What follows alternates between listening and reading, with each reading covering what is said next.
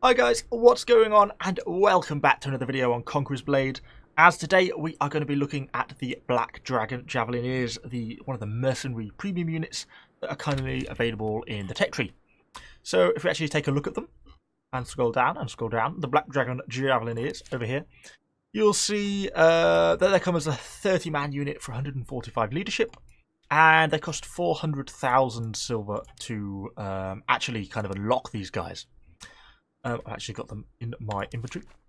They are a 3-star unit, and out of the premium units that I've tried so far, they're probably one of my favourites, if not the better one.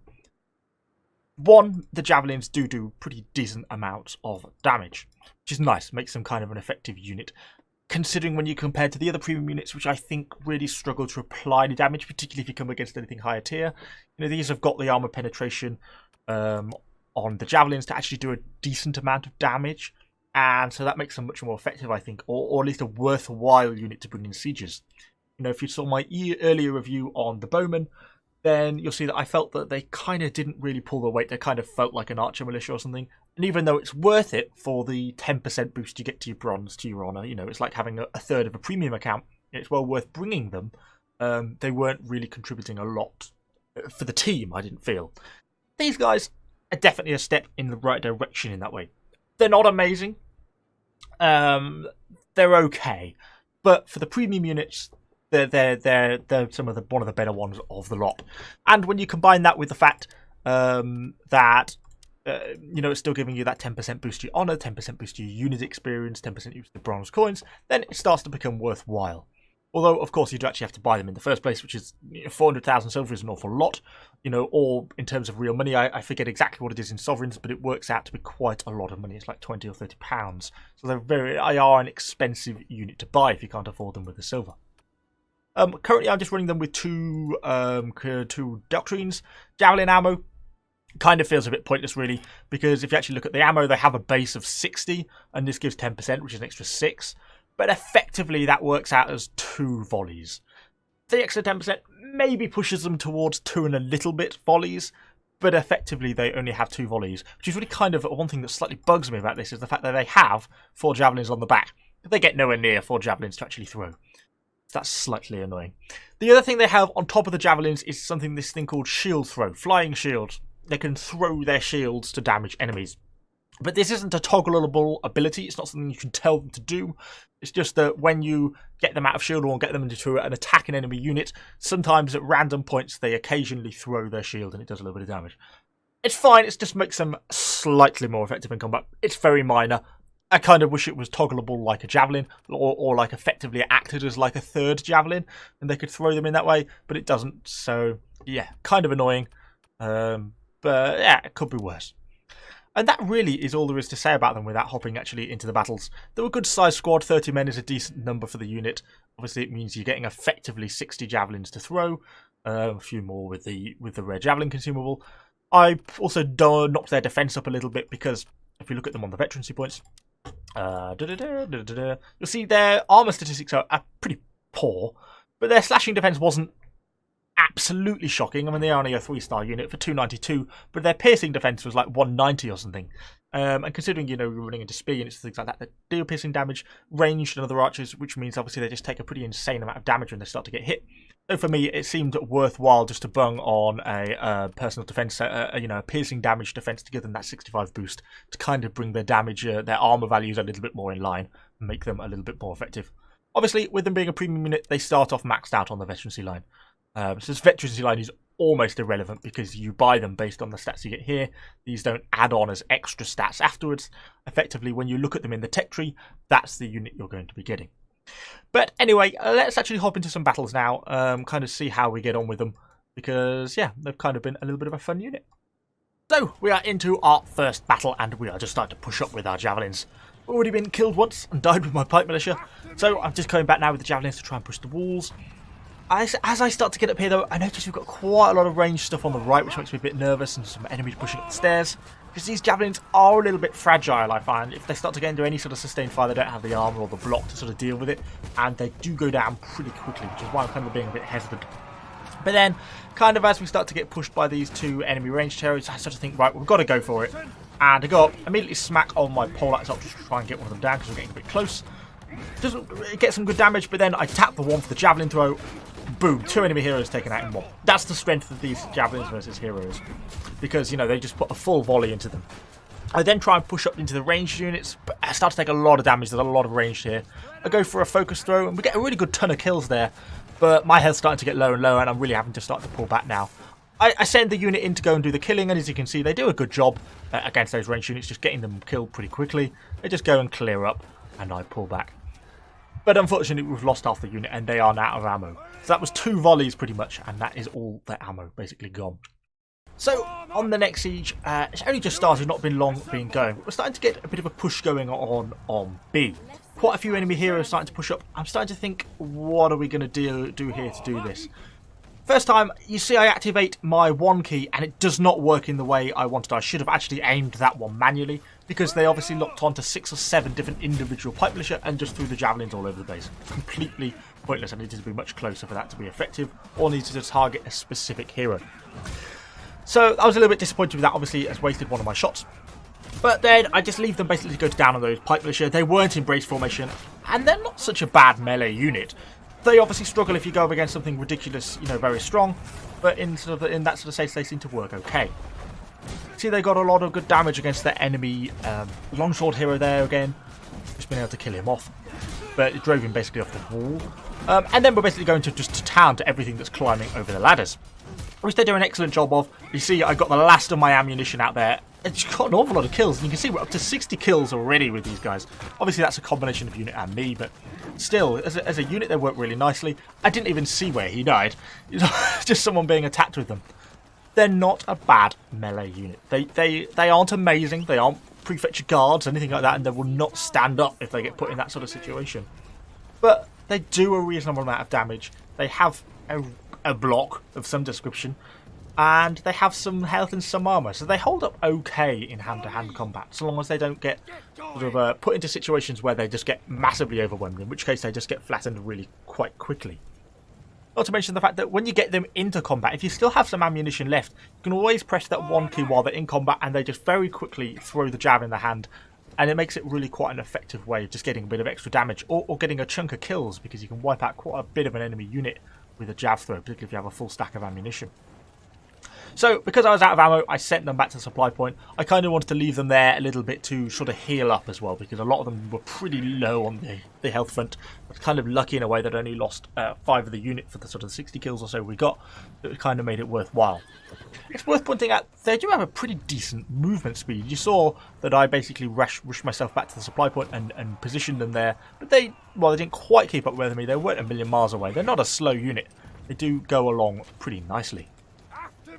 So I'd left them there, they'd healed up, they'd resupplied, and I'm basically calling them back to me now, as I'm kind of trying to decide what I wanted to do. I was thinking about pushing down to the A point to try and assist it down there, but I was also a little bit conscious if they tried to make another push on B, because I thought that was a risk on something they could end up doing, so I wanted to stay sort of reasonably close to the centre, because I kind of expected A to get lost, at least you normally do on this map. Then I was kind of thinking where we're going to get pushed next, particularly if they end up being able to get siege towers up into position, which they hadn't yet at this point, but they were starting to get a little bit closer. So there was an enemy hero here just sort of pissing around, so I was just kind of blocking him off, and he dives off the wall, which is good for us, it keeps him away from the P point. But we've got a tower coming in, and actually, as I suspected, there goes A, starting to get lost now. So I'm thinking about trying to intercept this tower when this comes in. Obviously, it's more than likely that whatever's pushing this tower is going to charge up here, and there's probably going to be a couple of more enemy units and heroes coming up as well. So I'm thinking about how am I going to block this. So I just set up with my shield wall kind of at the back of the map. I just took a screenshot. That may be the thumbnail for the start of this video if all goes well. So yeah, I'm basically leaving them there in a nice little defensive position. So I've got the option to throw the javs as and when, as kind of the units come in. Waiting for this siege tower to sort of land, really. And there we go, it comes in. Nothing initially comes up, but then there's quite a bit of, I think they're woodcutters or sword militia. I can't remember exactly what the unit was. Nothing good. Yeah, some woodcutters. I go for a javelin toss. It kills quite a few of them, but when they kill, it just halves the lots of them health. Then the units can actually just get to work in their hand-to-hand combat. as we kind of just start getting stuck in. I'm kind of trying to keep an eye on behind me as well to make sure we don't get outflanked. But just on a unit like this, obviously woodcutters is quite easy for me to kill. Then I make a really stupid mistake. I didn't even realise how low my health was. I took a lot of damage from that enemy ranged hero, and it got me down. It did mean I could still control the unit. I managed to use another javelin volley on them, which quite effectively did quite a chunk of damage to the remaining woodcutters. I pulled them down. I actually just pressed the 1 key while I'm dead, just so they throw those last 2 javelins at the enemy units. But I moved them out of the way. We didn't take any more unit losses, and we basically stopped the push of that tower, even if it was only woodcutters. And I'm just waiting for myself to respawn. Because obviously as they respawn, they'll rout. Just have to wait a little bit of time, and these Black Dragon will basically come back in, but they'll become available again. And of course they'll come back in with a full stack of ammunition and everything as well. So we go for the respawn. Now, obviously, you saw at the end of that last bit, we lost A. So obviously, inevitably, I'm kind of expecting them to start to push up here now and start to threaten this point here, which they do. And they start to push in. I'm thinking about whether to target them on the enemy heroes.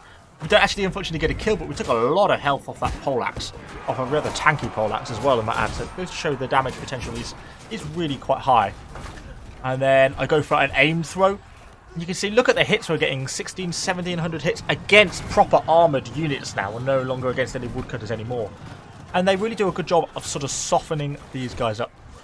You know, there's some Imperial Spear Guards in there. Look at that, and we're getting hits for sort of 3,000 or so. But unfortunately, that's it. We managed to actually get sort of 2 or 3 volleys out there, and we're back down to hand. And this is where they struggle a bit more against these type of units. But with a combination of trying to CC my heroes, they do get kills, and they can land hits against things like these spear militia. They're certainly not getting completely flattened. You don't take that many casualties. We obviously have got men in arms here in support, so it's all a little bit relative. You know, if we stood up against the unit of spear militia on their own, yes, they would lose, most definitely. So, with that gateway cleared out of the way, I wanted to pull myself through, because if you get caught on the other side, there's basically no way to get out of there. And I was thinking about pulling back, heading back to the supply point, re-javeling back up again, have a quick heal, and then we can push back into the combat. As we do this, pushing down here, I get them into position. Notice we're being capped at B again. So obviously not what we want. Wanted to start pushing back over there to try and assist to see if we can clear the cap again. Obviously 3 minutes left on this game, 3.5 minutes. So if we can capture B or prevent the capture of B, then we should be in a good place to actually win this. So come on, there's quite a lot of stuff here. I see I actually managed to get a lucky kill on one of the enemy heroes. He was pretty low health, just managed to target him down. And there's just some Imperial Spear Guard here that I pretty well just start killing off. As you can see, I've called my javelins back. I've called them with C. They're just running their way back towards me now. Kind of hard to see on the minimap, actually, to be fair. But they are on their way. And thankfully, we start to get a bit of a clearing point on B. Managed to clear up a little bit of space. I pull back to just make sure they're going to be able to get through. Okay, I didn't want them to get cut off or something by this tower. But as we start to come up, they're starting to arrive on scene now. So move pretty quickly. And we start to get some stuff pushing off this tower. Looks like some Iron Cap Swordsmen. These are in a fairly equivalent unit, about 150 odd, 140 odd points as well, cost-wise. Start to get stuck in. Do some decent damage with our first Javelin volley. Getting 5 or 6 kills just from the Javs, and taking a lot of the health off the unit as well. With a bit of assistance, easily wipe them out. I go for a Javelin toss against some of the archers in the tower. Not super effective. A lot of them clip the edge of the siege tower, which I wasn't super pleased about. Unfortunately, as we push in to try and secure the B point, we basically get pretty overwhelmed by a combination of 4 heroes and some pretty decent quality units. And the Javs go down super fast. They just got overwhelmed in that situation like that. I then back off, but unfortunately I get a little bit greedy, think, oh, maybe I can still get a kill or 2. And unfortunately, it actually ends up costing me my life very shortly, because I end up getting caught up in some of these guys here. But that effectively is kind of how I found the Javelins to be so far. All in all, I find them to be a really decent unit. They're a premium unit, so the main thing you're getting out of them is the 10% bonus, 10% honour, 10% bronze, effectively like a third of a premium account if you bring them to battle. Out of all the premium units that I've tried so far, and I've got them all, I've found these ones to be the best, I think. Things like the bows and stuff, they just don't have the damage to compete with the higher tier units. At least these guys do the damage that you need. At least these guys function well and are usable in battle, even if they do cost 150 leadership to actually get hold of them. I kind of wish they had a little bit more ammo, but that's kind of a problem I think all Javelin units face. Otherwise, you know, if they had an unlimited amount of ammo or a very high amount of ammo, they would become quite powerful quite quickly. So it's kind of understandable why they put that limitation on there. But anyway, that's all I've got for you today. Yeah, all in all, a really decent unit. If I was looking to get another premium unit, I was certainly one of the ones I would be considering.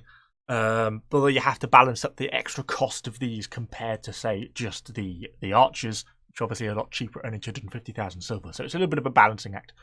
But anyway, let me know what you think of these guys down in the comments down below. Of course, subscribe to the channel for a load more Conquerors Blade content, and I shall see you guys all on the next video.